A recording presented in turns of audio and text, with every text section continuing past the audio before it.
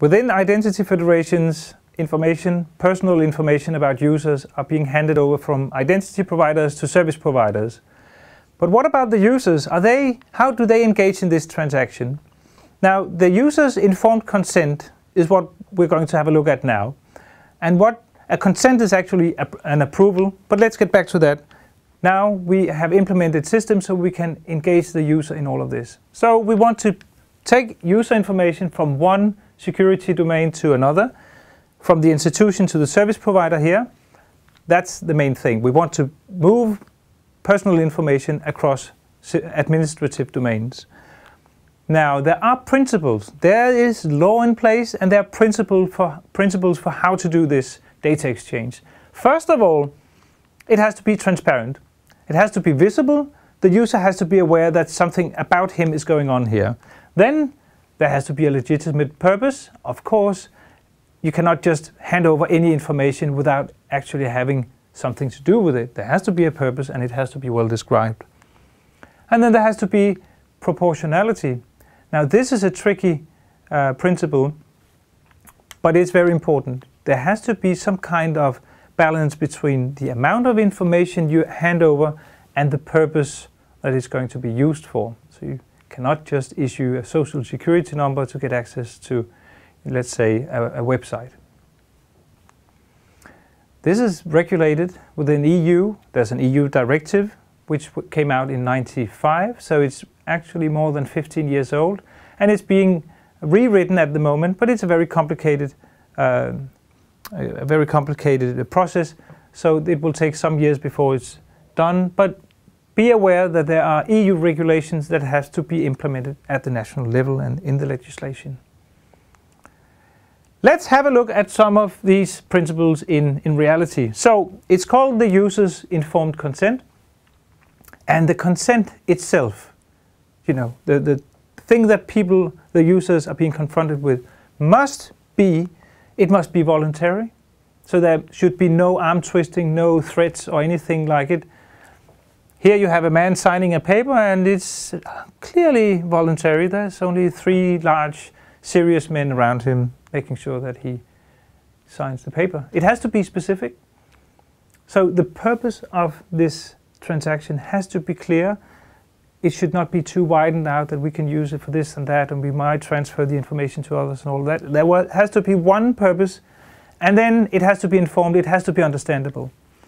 And this guy only has a few pages to read through before he signs, and of course that does not comply with any of what we just mentioned here. So we have to have a user dialogue which is non-threatening, specific, and simple to understand. This is difficult.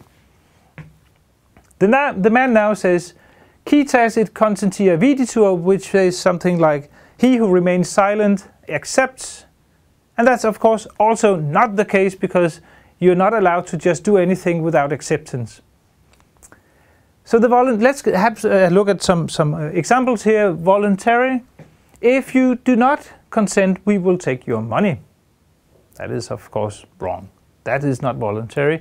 Here's another one. Do you consent to sending a personal pseudonym, non-identifiable pointer to Google? That's much better. Let's take the other one about specificity. All services may receive your email address. Wrong. No, you cannot say that. You're not allowed to. But Google will receive your email address. This is of course much better. It's much more specific. You know what's going on, who's going to receive it, and what they're going to receive. Now, getting informed here. So it should be understandable. If you do not consent, we will not decline from not delivering no services. That's of course wrong. But you could say the same thing in a much clearer way. If you do not consent, you will not get access. That's right.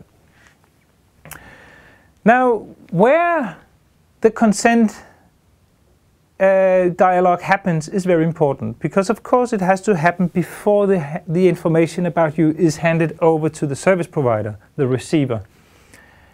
wayf implements a central consent service so that no one actually has to care about it. It's being done centrally, so the IDPs don't have to care about it. It's done centrally. The service providers, they don't have to care about it because they shouldn't care about it. This should all happen of course, before they receive anything. If you meet a service provider that says, I will take care of the consent dialogue, be very much aware that this is not correct, because he's not allowed to handle any of this information before the user has consented, of course. Now, another part to consent is that the user must be able to withdraw the consent. At a later time, he or she should be able to actually cancel this decision. And let me show you two things here. Here's a consent dialogue presented to the user.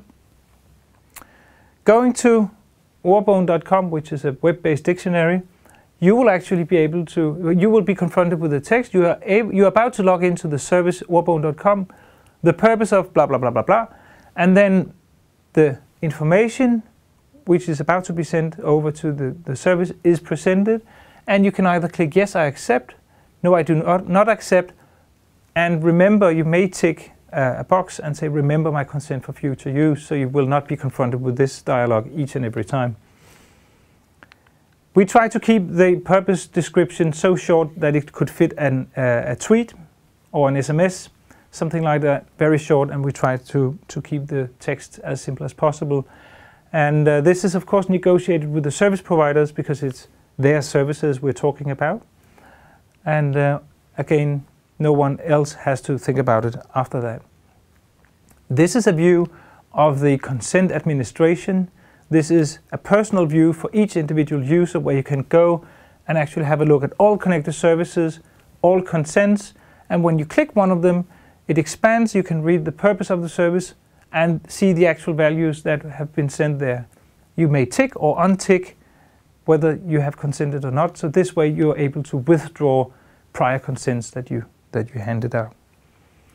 So consent is a legal thing that you have to observe. It's very important because it's about personal user information, and it has to be, the users themselves have to be able to withdraw their consents.